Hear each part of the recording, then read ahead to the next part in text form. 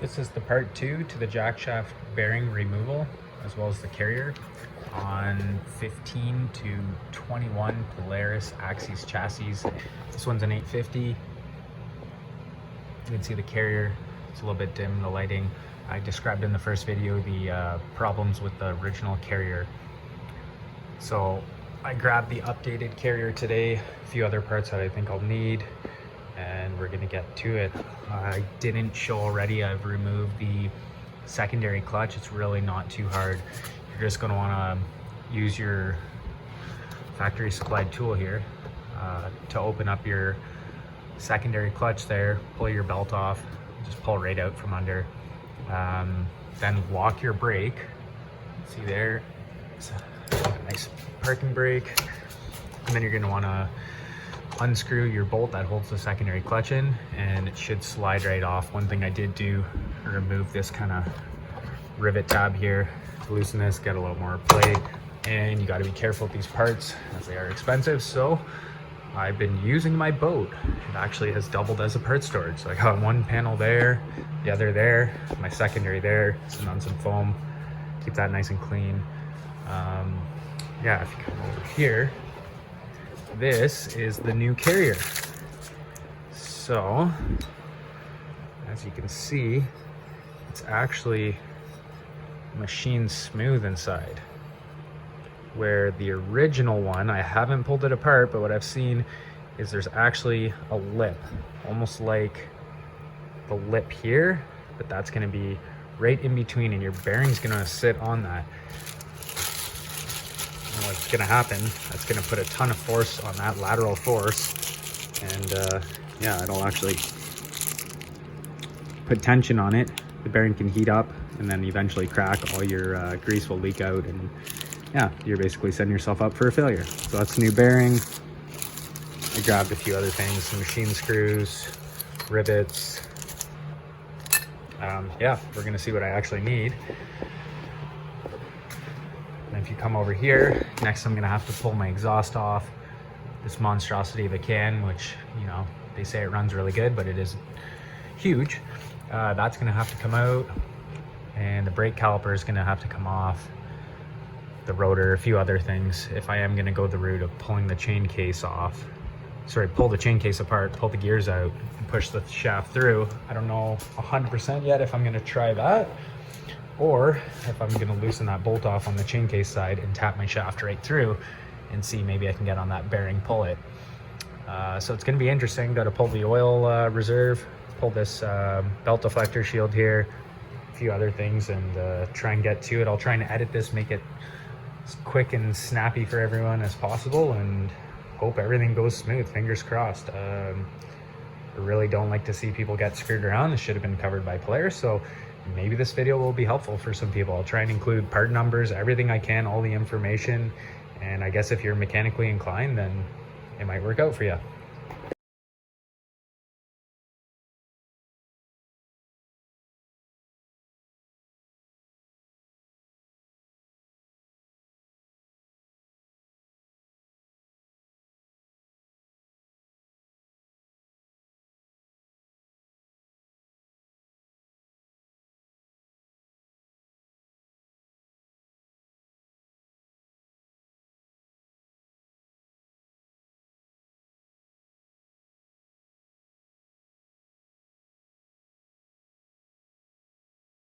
So far, I've removed the oil tank off the sled. Polaris tells you to tilt it down to disconnect the oil line. That was not working. There's way too much tension on this oil line. So I ended up actually pulling off the belt deflector. There's two 10 mil nuts. You kind of get a ratchet up there and makes it possible. Pulled the deflector over and down, and that gave me enough clearance to kind of tilt the oil tank. And I capped it off right there. It's the oil tank. Same thing, I just put this on so it won't leak.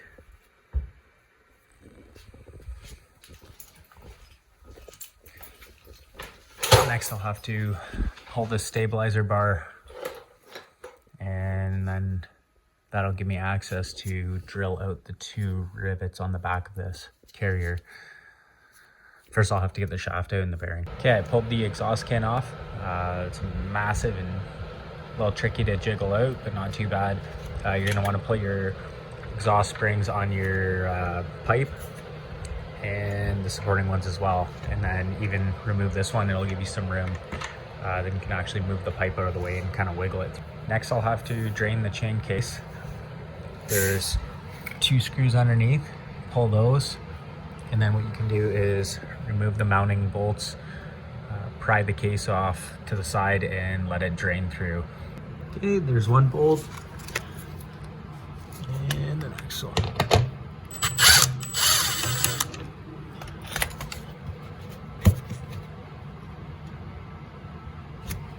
Okay, the chain case is drained.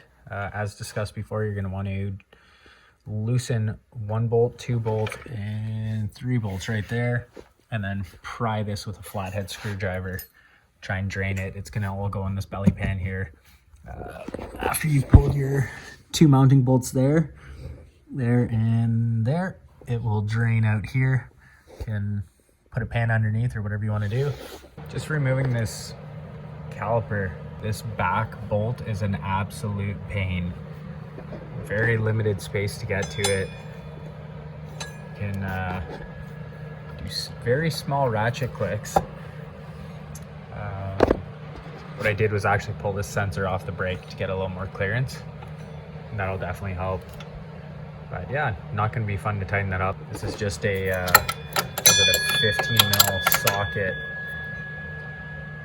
on a 3/8 drive. Okay, once you have those bolts pulled, I just put them back in so I don't lose them. Kind of keeps track of everything. You can just pull your caliper and set it to the side here. What I did was I actually pulled the pads out prior to doing that, so it's a lot easier. It'll be 10 times easier to actually put it back onto this rotor after. What you do is just pull the pin, slide the pads out. It's pretty easy. As you can see, that back bolt there is really tight, so you don't have a lot of room. Like, it looks easier to get to now with the caliper off, but once that caliper's on, it's really hard to actually get into it with a ratchet. And it's as easy as that. Just pull the rotor, and next I'll just have to dismantle the chain case, take the gears off, take the chain off, take the tensioner off, pop the shaft right out. Add this to the parts pile. Somewhere around here.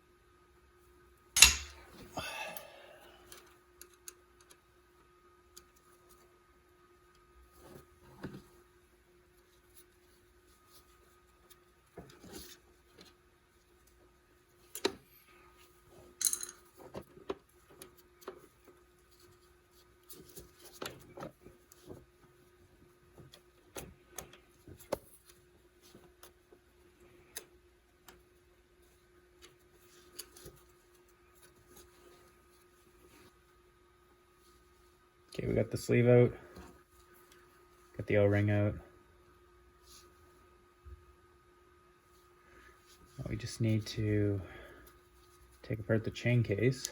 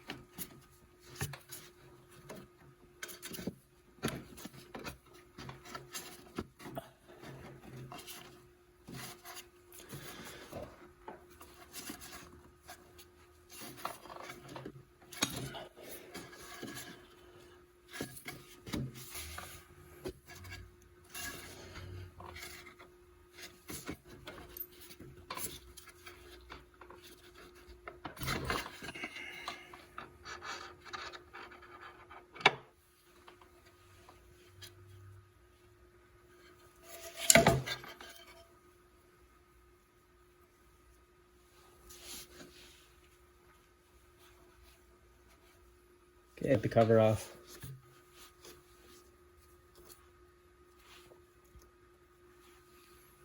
It's tight fit. Very important.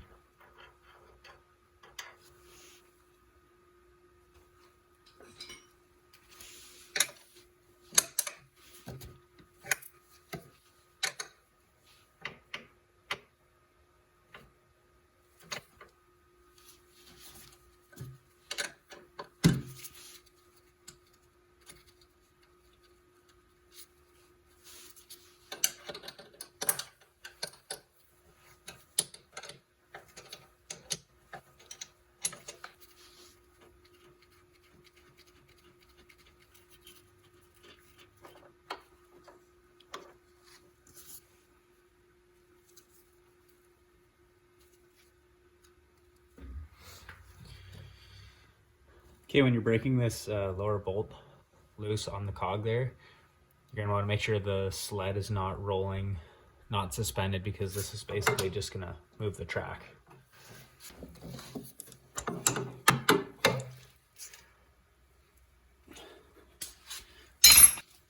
It's a 17 mil socket.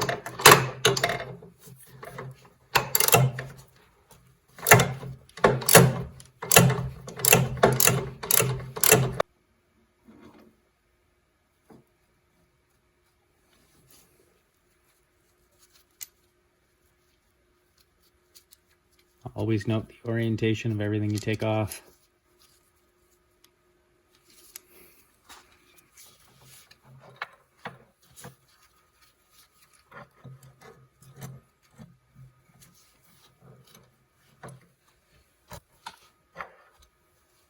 It just comes off as one set. Off to the parts pile in the boat. Now that we have everything apart, I'm just gonna tap the jack shaft through.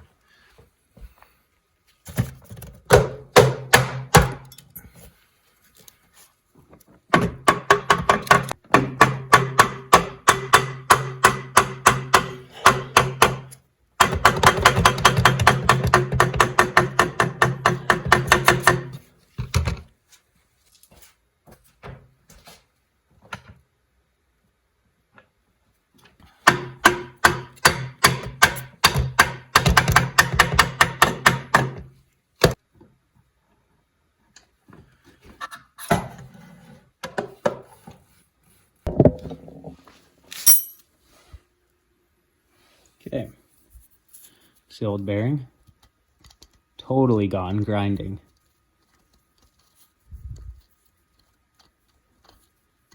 And honestly, spinning secondary clutch, you wouldn't even feel this. I don't know if you can see that. But it's not cracked. Okay, so we hammered the jack shaft out. Everything's all taken apart. The jack shaft on the bench there, and this is the old carrier. Now it's hard to see this terrible light.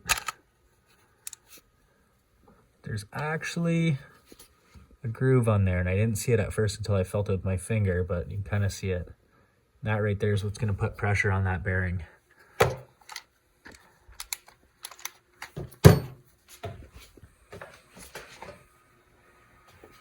Look at the new one.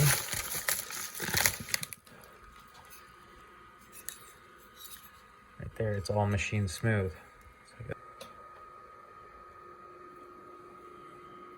can see where it's going to sit and put pressure. This one's not actually cracked. Kind of amazing. Okay, I use this all the time. I work on bearings. I used to use a penetrating fluid. Now I just use this stuff here. It's more of like a penetrating oil. I don't know if you can get it locally. I get it at a refrigeration place, but I'm going to put a little bit of that on the bearing to seep in and kind of help break things free for pulling this bearing. I may have gotten lucky with this bearing. There's a bit of a gap there, so what I'm doing, I have it on cardboard and a cloth.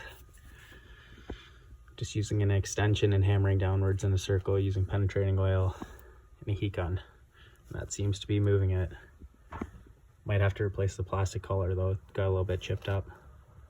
But all in all, not too bad. Got the bearing off. That actually worked perfectly. It kind of cracked it at one point. But just kept hammering in a circle. The chisel. This plastic piece is actually okay. All it really does is just seal against the bearing, stop salt and stuff from coming through the tunnel. Just prepping some parts, clean everything with brake cleaner. Don't really need to describe how to do that. See, the tensioner's clean. It's got a bit of wear, but that's normal. Should be okay. Clean up the chain case.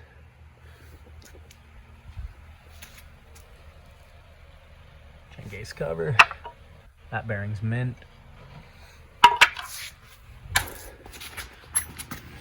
This bearing here as well is good. Super smooth. To remove this support bar, I had to pull this bolt and nut. It's on there really, really tight. You have to get a, what is that? 13 mil wrench behind there, and then it's a T40 Torx bit. So what you can do is try and break it free with the Torx bit, and then after get your wrench on the other and start spinning it. Looks like there's yellow Loctite on there, so that's probably why it was very difficult to pull, and you don't have a lot of room to move your wrenches back there. But I'm gonna probably need that space just to drill out the rivets up here. There's 1 and 2. I'll have to pull these bolts here. And then this one I might not remove because I feel like I got some play if I move this up and down. This one's also difficult to get a ratchet into. It looks like there's more clearance than there actually is. Nice new bearing from Polaris. Yeah, it looks decent. Thinking, okay, this is great. MTN, Main Japan, and I don't know if you can see this, but that seal isn't even pressed in. It's, yeah, it won't come out. Basically, and that, in my eyes, that's defective. That ain't right. So maybe this is why half these sleds are failing. Pay $60 for a bearing, and I'm not throwing that in. I'm gonna go back to them and return that, but kind of a piss off. Should have checked it in the store. Went against my own rule. Always open, check your parts in the store. So yeah, another hour trip to Polaris. That's fun. Okay, this big one, that's a T40, and these small ones are T25 screws. Those I actually got from Polaris. I recommend replacing them. They come pre-thread locked. Probably didn't have to replace them, but it's one of those things where you're taking this apart once, you don't want to do it twice. May as well do what they recommend.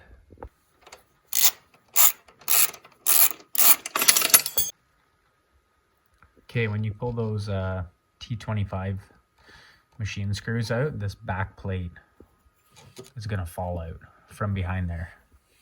Right, yeah. So that actually holds this in place. Okay, it's a little bit tight to get in here for these rivets. So use my angle drill. My other drill's a little too big.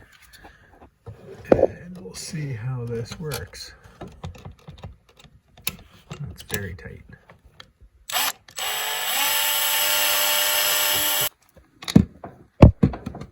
All right, drilled those rivets out.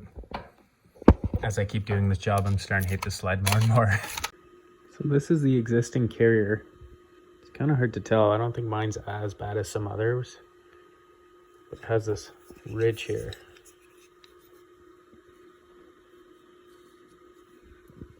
Look at the new one.